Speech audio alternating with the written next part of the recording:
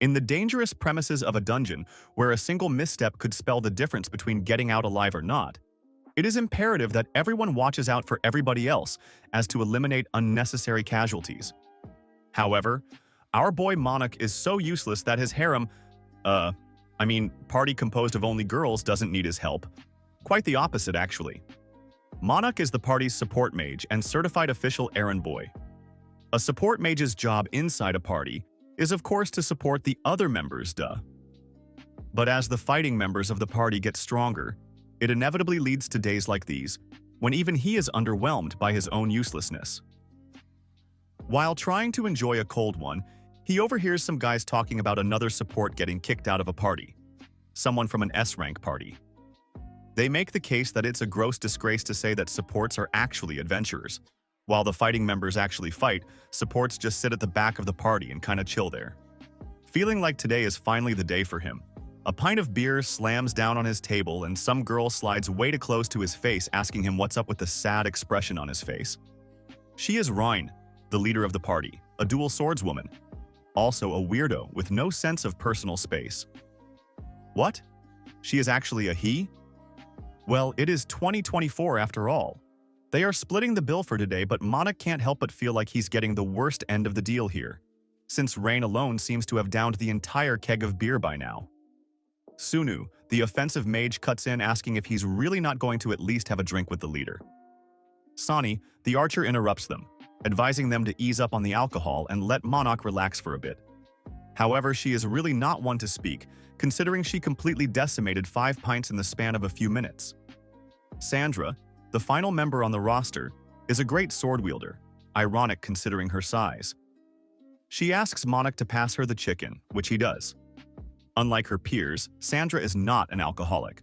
However, what she lacks in alcoholism, she definitely makes up for in sheer garbage disposal-like eating capabilities.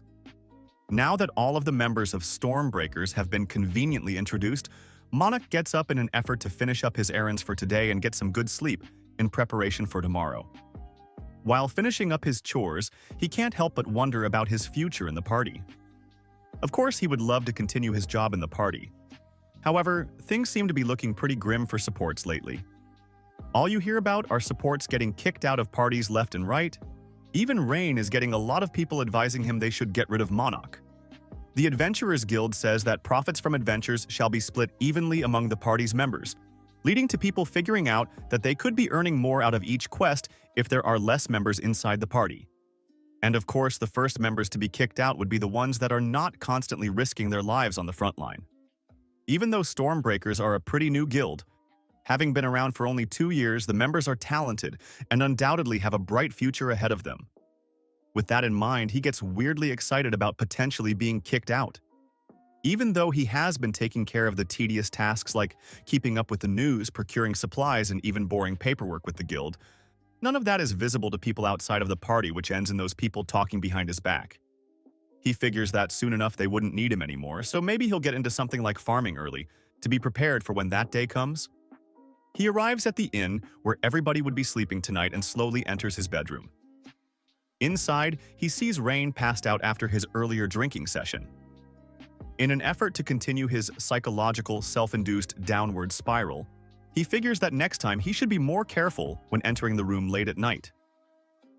Considering Rain's popularity with the girls, it wouldn't come as a surprise to Monik to walk in on Rain getting some one-on-one action with one of the girls in his absence. But hold up. Rain is sleeping in Monik's bed. The next day rolls around and the party is at it again with another quest. However, Monog seems awfully out of it today. Sunu jokingly tells him that he looks like he didn't sleep last night. But as it turns out, he actually didn't. Since Rain was sleeping in his bed when he arrived, he didn't have a place to sleep, and so he didn't. Apparently, having Monog sleep in Rain's bed was not on the spectrum of possible solutions. The lower you dive inside a dungeon, the stronger the enemies get, and the only way of keeping up with them is through leveling up. They have now reached the 18th layer, and even here, the monsters don't seem to pose much of a threat to the party. Monok's only task today is to collect the drops from each monster and store it inside his magical pocket storage. Even though he's pretty much safe from all dangers, The girls can't resist but fight over who should be the one to protect him from any possible dangers. Not even the alleged boy Rain can hold back from offering to watch over Monog. Sunu reminds him that he's a pure DPS, not really fit for protecting Monog. However, Rain argues that the best defense is a great offense. Monog, however, still thinks that everyone just sees him as a weakling good for nothing. They reach a safe zone in the dungeon where there should be no monsters, however past that safe point lies the boss room. They step inside the safe zone and find that strangely there are a lot of adventurers there just waiting, a pretty rare thing to see inside a dungeon. The people see the party and call out to Rain to come over while the rest of them stay behind. It seems that the boss up ahead is just too strong for anyone to get past. Not even any progress is being made. Sunu is skeptical as to whether the boss is too strong or everyone up until now was just too weak. But that's when Rain says that this whole thing is pretty weird. They are currently a couple layers deeper than usual and still manage quite easily, so the boss being stronger than usual wouldn't be unheard of just to balance the dungeon out. While thinking of possible strategies, some guys approach Monik praising his party for being really famous around these parts, even saying that they'll probably be able to take down the boss. It's Monik who they have a problem with. Mr. Clean himself grabs and lifts Monik by his shirt, saying that he's got no business rolling with the big guys, like the rest of Stormbreakers. In that moment, Monik thinks that maybe Mr. Clean is right. Maybe he really is out of place with the rest of the party. Rain puts his hand on the guy's shoulder and twists his arm, making him scream out in pain to let him go. Rain warns the guy that he wanted to chop off his arm at first, but it wouldn't have been nice to have that whole ordeal on Monik's conscience. Monik is the one who picks up every piece of loot, and that's why everything runs as smoothly as it does. Those ingrates like himself who can't acknowledge the people who prop them up are the ones who are not worthy of the adventurer title. Rain grabs Monik and pulls him away, while the rest of the party looks like they're going to murder that poor bastard. Sandra puts her hand on Monik and assures him that they all need him, as when they are all together they are the strongest. Suddenly the ground starts to shake and a piercing noise sounds around them. The sound came from the boss room. Monog opens the door and they see a huge dragon flying around. Sani is surprised, saying that these things should only show up after the 34th layer. It even busted through that thick floor, creating that noise earlier. Seeing as letting it be would definitely cause more harm, Monog figures that if they want to have a chance at taking it down, they should strike now, before the dragon notices them. But even with a surprise attack, they've never tackled such a monster before, so they don't know if they will succeed. Rain, being the leader, cheers everyone up, saying that they are the strongest when they are all together. Now is the time to show their strength. Monog has a plan. They engage the dragon. Monog casts a field to amplify the effects of support magic and at the same time buff physical attack damage. Having angered the dragon, it fires a high-energy magic beam at Monog, which luckily just misses, scaring the crap out of him. With the field in place, everyone starts attacking the dragon with magic, arrows, and hammers, making the dragon a bit confused as to what's happening. Monog uses Analyze on the dragon and sees that the attacks are working. At a first glance, it doesn't look like much is happening, but actually everyone is moving so fast that it all blends together. Rain readies up his last attack, Stormbust Blade, bringing the dragon down. The dragon's gem falls to the ground, and everyone gathers around Monog to celebrate the victory. Rain even jumps on top of him. However, Monog is convinced he did nothing of value during that fight. But they let him know that they would have been hopeless if it weren't for him. Monog gets up and leaves, saying how they are just flattering him. They are truly powerful adventurers, and they will soon outgrow their need for him. That's what Monog thinks. But he wants to at least give his best while he's still with them. After getting back to the surface, the girls are now taking a bath to relax after that fight. Sunu remarks that Monok's self-esteem is way too low. His strategies today were truly remarkable. He also possesses a unique skill called Accumulate, which he used during that fight. While the victim is disoriented and feels no pain from any attacks, the damage builds within its body and suddenly explodes, almost always bringing down any monster. They praise him, saying that it's not possible for just anyone to achieve such a thing, plus he's always looking out for them. Sunu is reminded by the moment they defeated the dragon, and Rain instantly jumped on top of Monog. She points at Rain and reminds her that they had a deal. Rain says that that is a normal thing for close friends to do. She's supposed to act as a man around everyone else, including Monik. It turns out that the she who we thought was a he is in fact actually a she. If anything, Rain should be the one to get jealous of them. The other girls get to interact with Monik as actual girls. But it's not like acting as a man doesn't come with its benefits. She gets to stay up late at night with Monik and talk about stuff and fall asleep in his bed. Those things are all fair game for her. The girls say that if that's how she's going to play this, then they will become a man as well, but Rain says they can't do that. It's just her privilege after all.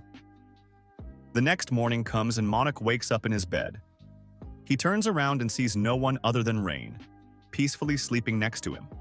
He jolts up in a panic, but realizes that it's just Rain and calms down as this is usual for him, or rather her. He sees that the sun is up and figures that it's about time he should go out. As an errand boy, it's risky getting things done at night because of attackers, so the morning is the best time. While walking around the town, he notices Sunu looking through a shop's window. She is looking at a new rod, however it seems pretty expensive. Monog comes up from behind her asking about the rod. He is curious as to why she is looking into a new rod. Did she break her old one? But she didn't. She turns around and leaves, telling him to shut up. For a mage, the weapon itself is not that important. The mage's mana and skills is what matters most, along with state of mind. But Sunu is especially prone to getting emotional, which might be fatal in the wrong circumstances. Monik arrives at the group's meeting spot today and is greeted by Rain. However, she immediately notices that something is wrong with Monik. He has a pretty rigid look on his face and his eyes keep darting away, so she immediately notices. Rain asks if he wouldn't mind sharing whatever is bothering him, but he says it's not that big of a deal. Rain deduces that it must be that he's worried about someone. It really upsets Rain that Monik won't trust her to share his problems. But if the time ever comes when Rain would have to stick her nose in, she won't hesitate to do so. The rest of the team arrives, and Rain lets them know that today they will be collecting loot on floors they've already conquered. However, they shouldn't let their guards down. Monik glances at Rain and sees that she won't even make eye contact with him. They all gather around a warp point and use it. These warp points allow them to move freely around layers they've already conquered. On days like these, his skills are not really needed, so he ends up being on morale support. Today, that entails holding Ramona's hand while they go through the dungeon. Rain yells out that the monsters have headed towards Sunu. Sunu easily handles the monsters, casting Ice Shard on them. Monik notices that despite Sunu's weird behavior this morning, everything seems to be going smoothly. Ramona grabs him by the arm, calling his name. She also noticed that he's acting weird today. He should keep his guard up even if it's a weak dungeon. He questions if they really need to hold hands like this, however Ramona swiftly objects. Even though she only has one free arm, she will protect Monik at all costs. Monik asks Ramona what she thinks of Sunu today. She looks the same as always. Well, maybe she is a bit more hasty. Her stride seems a little faster. Stride is a magician term for charging. Sunu primarily relies on her intuition for magic, and as a result, her magic can be easily swayed by her emotions, making Monik feel like maybe she is feeling rushed by something. Sandra asks Monik if she was of any help to him. He replies yes, and pats her head, thanking her. Sani comes up to them and lets Sandra know that it's time to switch. However, Sandra clings to Monik and insists that she will protect him. But the path up ahead is going to get narrower, and swinging her great sword around, that tight space might actually get Monik hurt. After Sandra accepted the defeat and left, with just the two of them left, Sani asks Monik if he got into a fight with Sunu today. Considering how expressive he is, plus the fact that Sunu kept giving him the side-eye all the day, Sani easily figured it out. He asks if she has any ideas as to what might have made Sunu this mad at him. She has some ideas, but she's heard nothing from her directly, so she can't say for sure. Nonetheless, Sani is sure it's him who understands Sunu's issues the best. While he is still confused as to how that could be him, Sani grabs his hand and they get going. He lets her know she doesn't need to hold his hand. However, Sandra was doing it too, so it must be fine. The next day rolls around and Sunu is seen walking inside a dungeon by herself. Inside, she sees Monik, who greets her. She asks what he is doing here, because today was supposed to be an off day. even though the same goes for her. Monik says that he just heard a rumor about someone having a death wish around these parts and he came to inspect. And that someone would have to be her, entering dungeons solo. Even though he should stop her, it's not like she will listen to him. Feeling uneasy, she asks if he's just going to let her go. He says that he will, but with one condition. He's coming along for the ride. After a few moments of thinking, she accepts, and they get going. Inside, Sunu tells Monik that when she heard that there would be another mage joining their party, she expected to hear all sorts of complaints from him. Things like, "You should relax from time to time," which she heard all the time from other mages. However, Monik is not your typical mage. He doesn't really care. Besides, he already thinks that Sunu is a phenomenal mage. After hearing that compliment, she calls him strange. However, she then tells him to watch her closely as she is about to show him the powers of the prodigious offensive mage, Sunu. Monik never cared about her emotional instability or whatever the other people were saying. Above all else, he really respected her for all the hard work she put in as a mage, which is why she is here today, to get stronger. They are on the 10th layer, making Monik question why she chose such a weak place. It's because this place marked an important moment for her right before Sandra joined them. And the reason for that were these guys, mage turtles. Mage turtles move slowly, but they are extremely resistant to virtually all types of attacks. When the party first encountered them, the turtles shrugged off all of Sunu's attacks, and those that got through did 0 damage. And because they are classified as weak monsters, they also come in hordes. That time was a total defeat for the party. However, after Sandra joined the party, they easily got past them using her chopping skills. That day got stuck in her mind.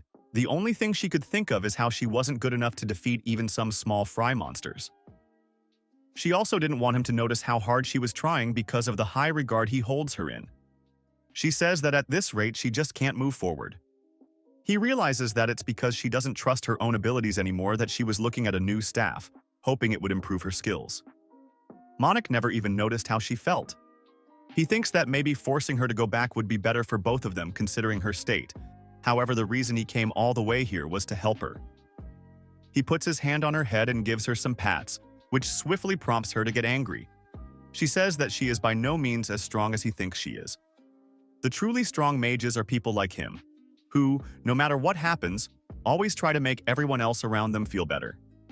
The fact he can't fight doesn't make him worthless. On the other hand, she is always consumed by fear and tries putting up a strong facade.